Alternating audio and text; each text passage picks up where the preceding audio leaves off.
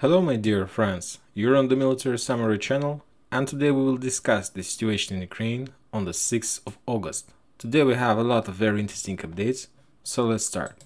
And first we are going to discuss the numbers that we received from the Minister of Defense of Russian Federation.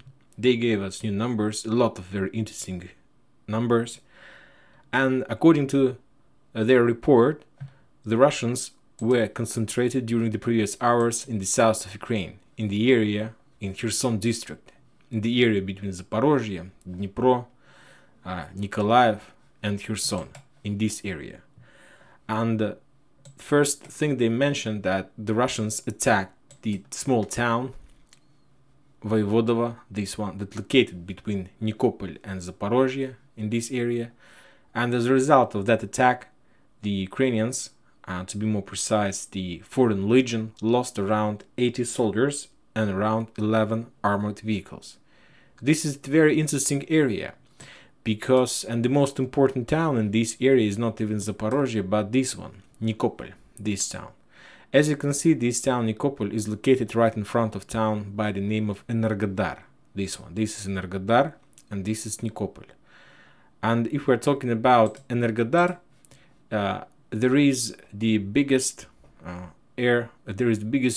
nuclear power plant in this area, and the Ukrainians using Nikopol are attacking this power plant. If we try to calculate the distance between these two towns, these are Nikopol and this Energodar, so you see that there is just 16 kilometers, and we understand that Ukrainians can use just regular artillery, even the Soviet systems. And they're doing this, they're using drones, they're using artillery, and they're trying to shell this power plant. And of course, it's a very dangerous situation. So I suppose that the Russians attacked this town, small village, Voivodova, this one, Voivodova, this town. Because as far as I understand, there is a town where the Foreign Legion operators, or I don't know, the people who are correcting the fire from Nikopol are located. Because this situation is very dangerous, and the Russians, of course, they need to stop these actions, because if something happens with the power plant, it will be a tragedy not for the Ukraine, it will be a tragedy for the entire world. So maybe this is the reason why the Russians attacked these Foreign Legion in this area, because there were some forces who correct and navigate the fire from Nikopol, from this town. Furthermore, there was a lot of updates during the previous weeks that Nikopol is already also reduced to ruins, because there are always artillery duels between these two towns. Another important update is coming from this 63rd Mechanized Brigade, this one. As a result of Russian attack, this brigade lost around 220 soldiers. There was around 70 killed and 150 were wounded. So that's a lot of losses as well on this front line. Another important update that the Russians attacked 46 airborne brigade in the Nikolaev Kherson area, in this area, and as a result of that attack, this brigade lost around 400 soldiers. Also in that report, the Russians included that the brigades like this one, 59th Motorized Brigade, like this 35th Marine Corps Brigade, and also 61st Brigade, this brigade refused to follow the order. So as far as I understand, the Ukrainians gave an order to their infantry to start some offensive operation towards Kherson, and during these days the Russians reduced the most powerful brigades like 63rd, like 36th, and these three brigades, 59th, 61st and 35th, they refused to follow the order, and there was a lot of cases of desertion. So we can say that counter-offensive operation in the south was collapsed by the Russians, by their artillery attack, and by huge losses among Ukrainians. Furthermore, there was a case that it was a very interesting case that the Russians started their own offensive operation from Snigirovka towards, in this direction, towards, you can say, Nikolaev. And there were battles on this line. Maybe this is the reason, maybe this is the result of the fact that these forces refused and they left their positions So the Russians maybe just decided to took control over those positions because the Ukrainians left them.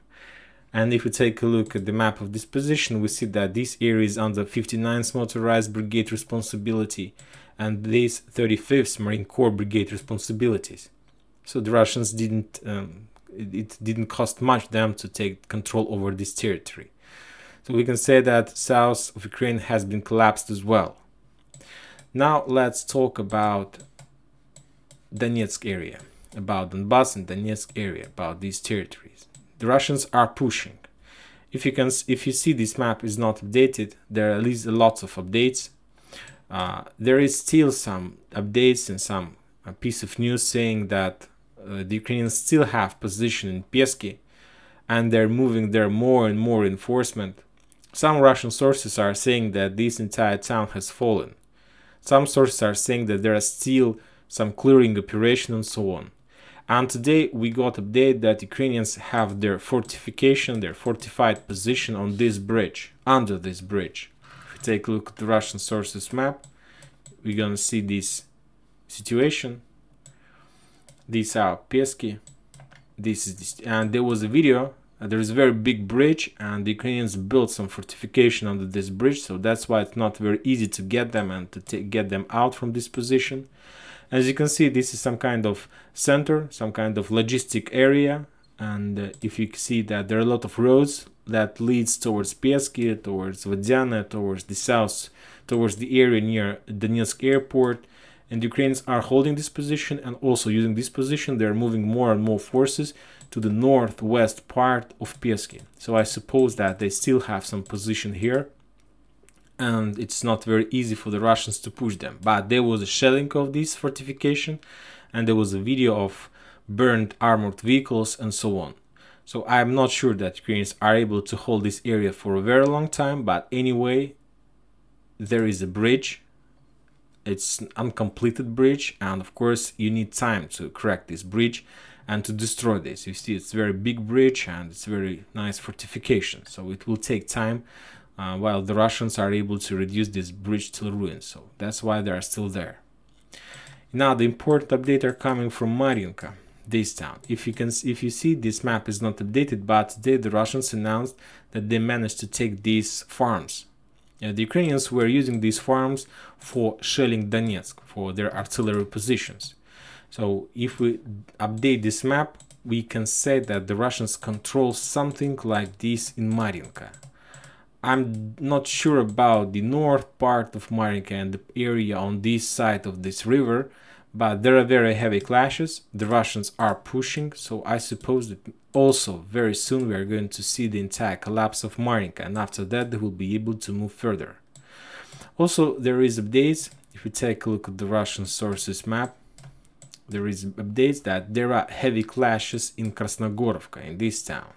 There are also no updates from this area. I'm not sure that the Russians control like more than 50% or something like this. I suppose that there are very heavy clashes all along the town, from every side, from every direction, and there are heavy clashes inside the town. The update about this area is that there are like a sound of battle inside the town. This is like the update we have from this area. So the Russians are pushing and they're trying to crack this nut as well. But no update about the territories, about the blocks and so on, how many blocks they control by this evening. There is no update about this situation. The same situation about Avdiivka. The Russians are attacking this area from every single direction they are able to do. Furthermore, they started their offensive operation towards Krasnogorovka from the north. Some of these attacks are fake attacks, some of these attacks are real attacks, but for now the forces in Avdiivka are still there and they're holding their positions. So that's why we're still following this situation as well.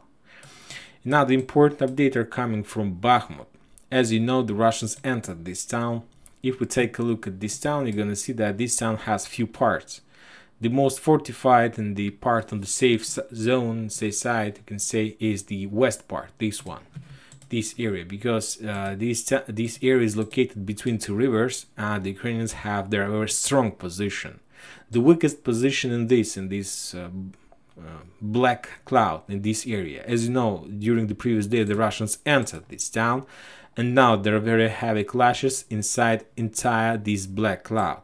Furthermore, the Ukrainians destroyed the bridges, so they understand that they have already lost this area and that they need to blow these bridges and to slow down the Russian development in this area. And of course it's very smart.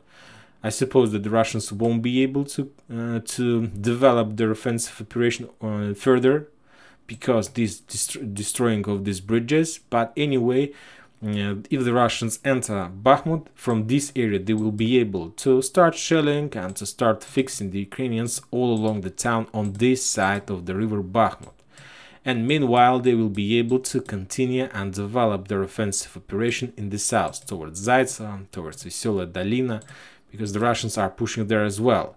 If we take a look at this map, we see that this territory considered as Ukrainian, but to tell the truth, all this area is in the gray zone, and the Russians, I suppose that very soon they're going to crack this nut. The only thing that maybe the Russians won't be able to control this area because there would be even a safe place or any building left after the artillery duels in these towns. So it will be very difficult to take these towns. There is the same picture as we can see the picture in Berestovo. This area, this town is under Russian control, but it is very difficult to establish any position there because of ruin, because of the fact that this town is reduced to ruin. So the same picture is here. But the most important update are coming that the Russians are pushing from the east side of Kadema towards the west part. So they're pushing and there are battles on the east side. So they're still trying to crack this area. It takes time, as we can see, but anyway, they're pushing. Maybe they have already and took the area in the east part that between the rivers, this one, but I suppose that they still haven't crossed this river and there is no updates on from the west side. About Glodasova and Travnevo, these two towns has already fallen. This one have already fallen. If we take a look at the Russian sources map, they have already added this information like Glodasova and Travnevo is already under Russian control. So as you can see, as soon as Semigorye falls, everything on the south from this town has fallen as well. So the same situation now is with Kadema. As soon as Kadema falls, by the way, if we take a look at this map, at the gray zone, gray line, you see that this like half of Kadema is already in the gray zone. So even more than we have just updated. So the Russians even maybe somewhere here. So like somewhere here. So the area between the red color and these arrows is the area in the gray zone where the Russians have some clashes and so on, where they're trying to crack this nut. But anyway, we see that by the end of this weekend, the entire situation have a little bit slowed down. The Russians got a lot of success, they have a lot of progress, but for now, as far as I understand, during the weekend they're planning to regroup, to refill. Of course, this situation is not considered the Mariinka, Krasnogorovka and Peski. The Russians will press and push this area anyway, but this is the situation we are talking about Bakhmut. So for now, in the next few days, we won't gonna see any progress from this east part of this industrial zone further, and I suppose that there would be no updates from the south as well. So by taking Glodasova, Travnevo, this is the more important. There are still clearing operation because this area is located somewhere in the fields and between the forest and so on, and you need to take times while clear this area from mines and traps and so on. There are still very heavy clashes near this plant, this Knauf plant, this one. The Russians are doing some clearing operation, but the Ukrainians, they're not counting their reinforcement, their forces, and they're pushing more and more reinforcement, trying to take this territory back. Furthermore, if we're talking about the source, about the north part of this area, about Seversk, we know that the Russians moved some forces from the north, from Seversk, towards the south, towards Donetsk and so on. So that's why, as far as I see, the Ukrainians started their own counter-offensive operation in this area, trying to attack the Russians in their flank while they're doing any offensive operation near Bakhmut.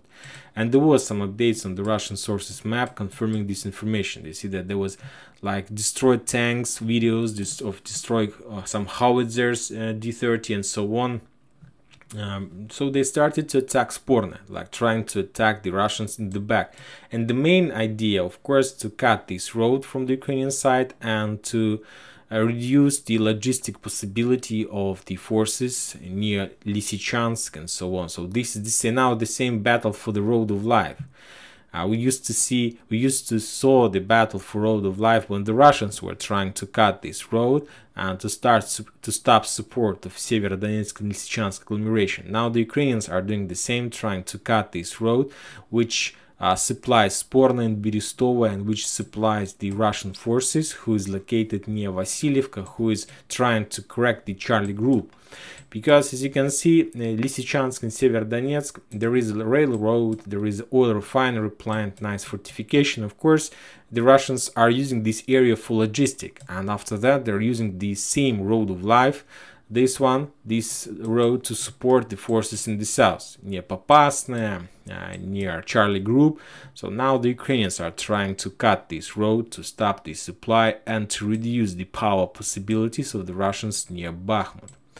Now the important updates are coming from this area, from the Izum bridgehead, and the Ukrainians also started some counter-offensive operation on this bridgehead, and at least the Ukrainian sources are saying that the Ukrainians managed to take some towns back. As you can see, according to this map, they're showing that they returned Dovginka, this town.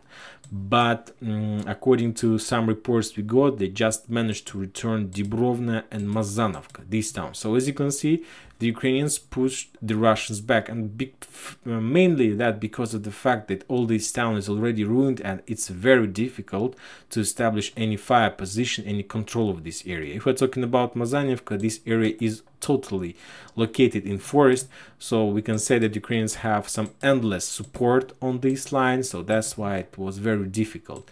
But there were no report about the fact that the Russians lost Dovginka. There was a lot of battles for this town, so I suppose that they are still control this area. The only confirmation about Dibrovna and Mazanivka. These areas were in the gray zone, and the Ukrainians managed to get them back and to establish their position there. So Izum bridgehead, the Russians were, we can say, forced to reduce their activity and to reduce their bridgehead on this area. Furthermore, there is also update about Velika Kamyshevacha. You see that, as far as I understand, there were some of counter-offensive operation, endless sending of Ukrainian infantry, and that situation forced the Russians to step back. So this situation about near Izum. And there were no more updates from Gusarovka area. We remember that the Russians during the previous day were trying to crack Gusarovka, and there was some ground offensive operation. But since that day, there are no more updates about the situation. So I suppose that maybe the Russians stopped, or they did some reco in combat, then they returned back towards Bayrak, Balaklia, and now they're preparing maybe for the upcoming or the next steps in this area. But for now, there is no more updates from this area.